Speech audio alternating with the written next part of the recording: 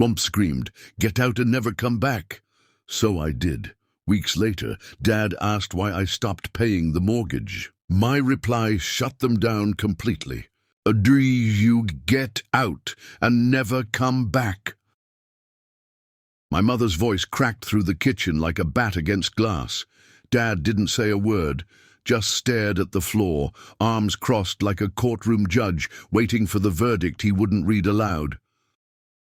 "You ungrateful little, after everything we've done for you?" The scent of scorched garlic bread still lingered from the oven. No one was eating. Not tonight. Not ever again, maybe. "I've been paying your mortgage, Mom." My voice was low, steady. The only steady thing in that house. "You co-signed the loan without telling me. You used my name, my credit." Her eyes narrowed, but not in guilt. In anger. Like I'd pulled a fire alarm during her wedding. "We had to. We needed the money and you were just sitting on good credit. You live here. You benefit too." Dad flinched, like the truth was louder than my tone. "I don't live here. I survive here." And that's when she said it again, the line that snapped the string holding me together. "Get out and don't ever come back." I didn't scream, didn't slam a door. I just walked out. Me, James, age 25. My name is James Wells. I'm 25, and I used to be the good son. I worked 2 jobs during college, so I wouldn't ask for anything. I stayed home longer than I wanted to help cover Dad's back surgery. I never complained when my sister totaled my car and they told me to let it go. I kept the peace. I paid bills that weren't mine. I swallowed things no one should have to taste. But that night, the peace shattered. I didn't pack a bag, just my keys, my wallet, and the last bit of dignity I had left. The family? Mom, Patricia Wells, 48. Quick-tempered, always sacrificing, always reminding you she did. She used my name to get a second mortgage and didn't tell me. Dad, Leonard Wells, 51. Quiet. The kind of quiet that isn't peace, just absence. He knew about the loan, never told me. Sister, Riley, 22. Youngest, reckless, still treated like the baby. She crashed my car and I covered the repairs. She never said thanks. 3 days after I moved out, I got a letter from the bank. Default notice. I hadn't made the last 2 payments on a mortgage I didn't know existed until a year ago. The one they forged my signature for. I'd been covering it since I found out. Quietly.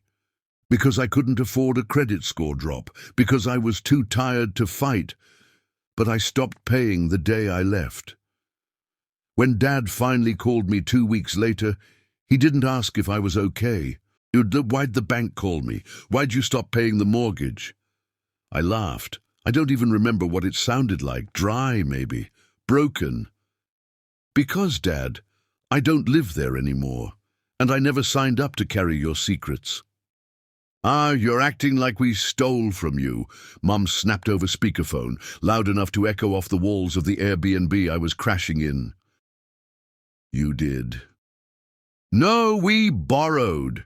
You'll get it all back eventually." "You didn't even ask me." I cut in. "You forged my name. You tanked my future. For a kitchen remodel?" Riley jumped in with a laugh. "You're being dramatic, James." "You totaled my car." Silence. "That was 4 years ago." "You never apologized." Dad finally cleared his throat. "We didn't think it'd matter. You were always responsible." That broke me in a new way. I remembered something then. It hit like ice water. Senior year. I dropped out for 1 semester. I told everyone it was stress. The truth. They couldn't afford the heating bill. Riley had pneumonia. I used my tuition refund to cover winter utilities and her hospital meds. No one asked why I didn't graduate on time. They never said thank you. They never even remembered. I wasn't just paying their mortgage. I'd been paying mine too. The starter condo I bought in secret with what was left of my inheritance from Grandpa Wells. The inheritance they said didn't exist, because they spent their share on home improvements. Grandpa left me the bulk, quietly, told me, use it to get free, don't tell them. I honored that, until I couldn't anymore. When I stopped paying their mortgage, I started living in my own condo for the first time. Debt-free, family-free, free. Mom begged, we'll lose the house, James. Do you want us on the street?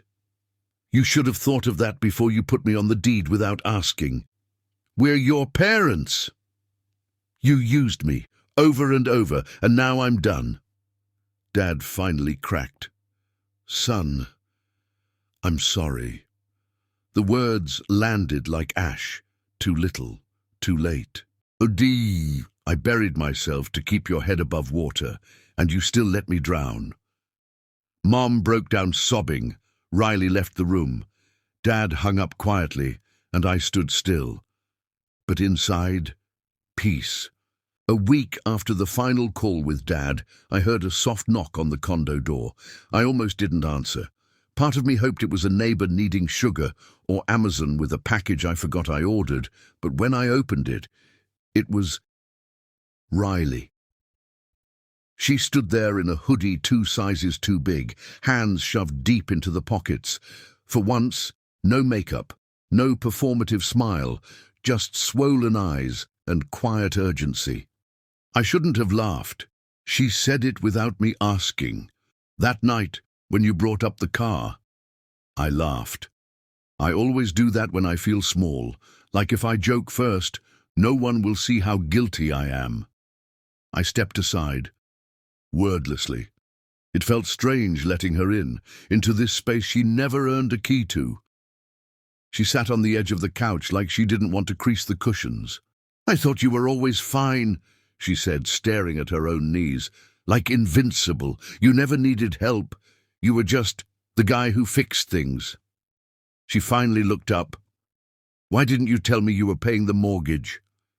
I took a long breath. Because I didn't think it would matter, just like the hospital bills, the semester I lost, the car. It never mattered to anyone but me. She swallowed hard. It matters now. A pause sat between us, thicker than the air, the kind of silence that only comes after years of talking around the truth instead of through it. Then she said it, softly but clearly. I'm sorry, James, for all of it. You didn't deserve any of it. Her voice cracked. And I'm getting out. I started therapy. I'm changing majors. I want to live on my own, not off anyone.